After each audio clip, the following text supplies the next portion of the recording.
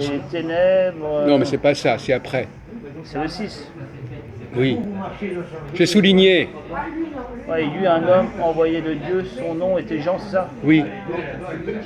Mais ça veut dire quoi?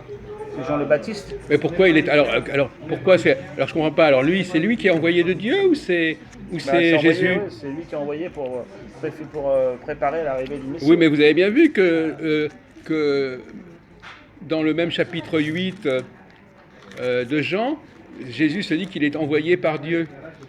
Les dieux Alors ils sont tous les deux envoyés? oui, les dieux sont envoyés. Il y en a un pour préparer et l'autre pour. L'autre c'est le Christ. Je sais pas, j'ai l'impression quand même qu'il y a quelque chose d'assez étrange. D'autant plus que Jean, comment est-ce qu'il est né, Jean? Bah, Il est né dans des conditions particulières. Ouais, ouais. Ah bah alors donc finalement, c'est très curieux. Il est né également, sa mère était très âgée, c'est ça? Ouais. Bon, donc il y a une espèce de télescopage, à mon avis, mon cher Jean-Paul, entre l'histoire de Jean et l'histoire de Jésus. C'est quand même assez curieux. On a l'impression que quelque chose qui a été basculé Les comme deux ça. enfants se sont rencontrés dans le ventre de leur mère, hein, à un moment. Ah bon? Ouais. Comment ça? Quand la Sainte Vierge elle est enceinte, elle vient le Saint-Esprit vient de faire de la mettre enceinte. Elle rencontre c'est sa famille, c'est sa. Attendez, c'est dans quel évangile qu'on raconte l'histoire de la naissance de... Dans les évangiles de Luc ou de. Parce qu'il y a quand même quelque chose d'étrange. Enfin, toujours est-il qu'ils se rencontrent à un moment. D'accord. Et, C'est peut-être pas l'enfant raconté. est tressaillé l'enfant Jean est tressaillé dans le ventre de sa mère parce qu'il est déjà. Voilà. Oui. Non, mais ce que je ne comprends pas, mon cher, c'est le récit de la naissance de Jean. Il est suivi immédiatement par le récit de la naissance de Jésus. Oui, Donc, parce qu'ils n'ont pas beaucoup de différence, puisque. non, mais les deux histoires se jouxtent quelque part. Ah oui, les deux naissent presque. Non, mais c'est non ça, mais les histoires sont racontées l'une après l'autre. Oui, oui.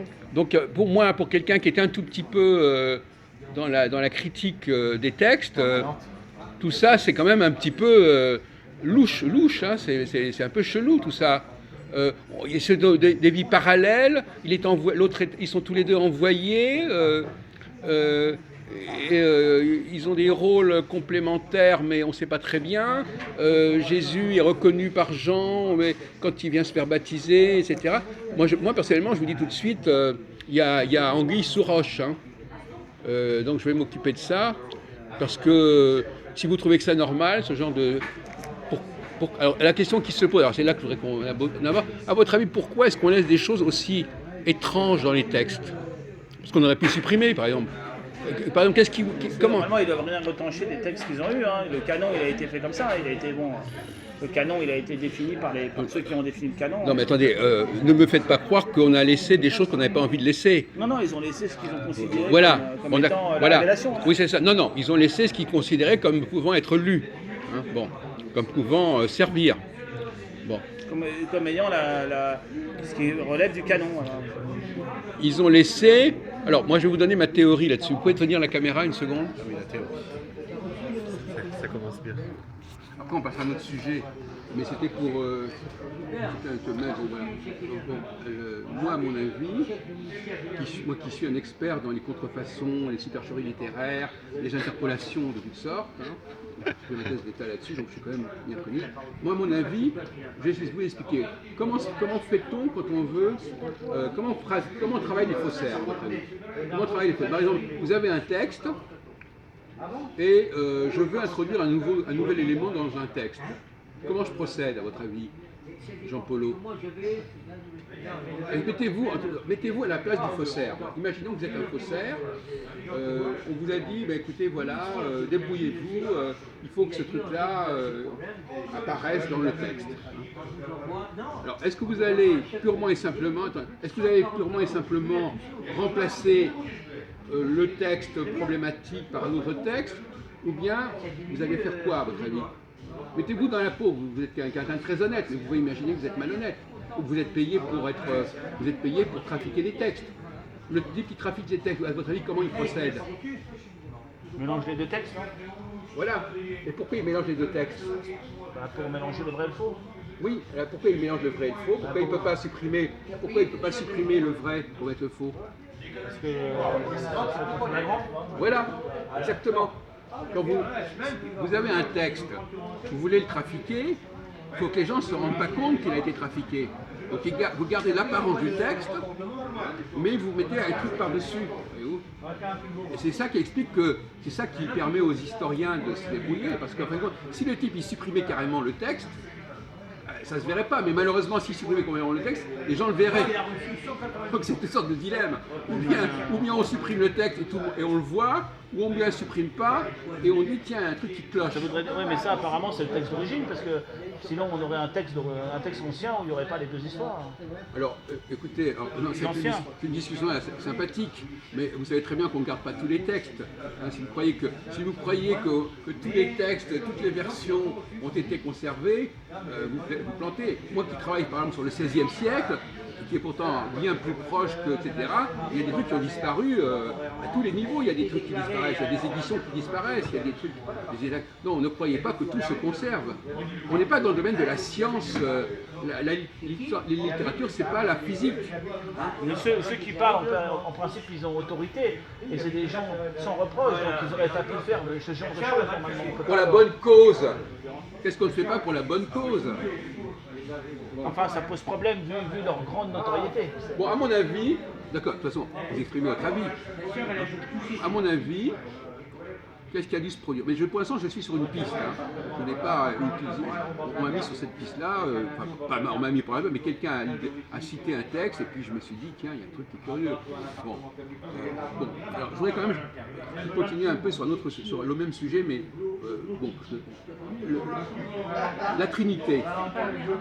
La question de la Trinité. Vous savez que dans le chapitre dans Jean, chapitre 8 et chapitre 10, il dit, je vais vous le citer d'ailleurs si vous préférez, Jean dit, voilà, il dit, j'ai été envoyé par le Père pour parler aux brebis égarées, ou un truc comme ça. Donc vous avez trois niveaux.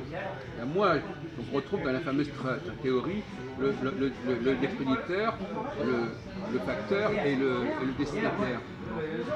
Et alors finalement, moi, ce que je voudrais vous poser comme question, mon cher Jean-Paul, je voudrais vous demander, est-ce que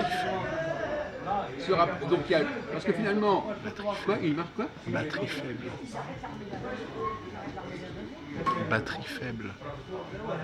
Batterie faible. Ah bon? C'est pas grave, c'est pas grave, ça continue encore 5 minutes. Je passerai après sur une prise. Maintenant, je vous posais, c'est pourquoi, moi, naïvement, j'aurais dit le Père, le Fils et le peuple. Le Père communique au Fils, le Fils communique au peuple. Pour moi, ce serait ça la Trinité. Parce que finalement, si le Père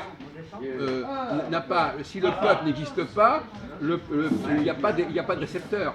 Hein, il faut qu'il y ait un émetteur et un récepteur. Donc ce que je ne comprends pas, c'est pourquoi la Trinité n'est pas constituée du Père, du Fils et du peuple. Et pourquoi on a remplacé le peuple par le Saint-Esprit. Ça me paraît aussi louche. Parce que, effectivement, quand on regarde ça, normalement... La Trinité, c'est Dieu en lui-même, c'est l'explication de Dieu en lui-même. C'est-à-dire intra. En Dieu, il y a trois personnes, une seule substance. Oui, non mais attendez, d'abord, premièrement, mon cher monsieur Jean-Paul, depuis la période de la Nouvelle Alliance, le peuple fait partie intégrante de Dieu. Le peuple, disait Jérémie 31, le peuple, il est complètement, c'est presque comme s'il disait, voilà, relisons Jérémie 31, il disait, ça ne va pas rester un savoir, c'est pas un peuple qui va rester avec un savoir extérieur, c'est un peuple qui va recevoir directement du savoir de moi-même, donc ça va être un savoir qui va être immanent. Donc effectivement, à ce moment-là, le peuple juif fait partie intégrale de la triade, voilà. Et donc finalement, cette histoire de Saint-Esprit, moi, ça me dérange désormais. Ça me dérange. Parce que moi je dis, il y a le peuple, il y a Dieu, il y a le Père, le Fils qui n'est pas le Père, le Fils qui, on l'a dit l'autre jour. Si vous vivez assez vieux, si vous passez la Grande Guerre, avec un peu de chance, et moi aussi, on verra l'Antéchrist et on pourra lui parler à trois. D'accord. Bon. Ça ferait une triade. D'accord. Ouais, d'accord. Non, mais si vous voulez, moi je dis que là, il y a eu une sorte de...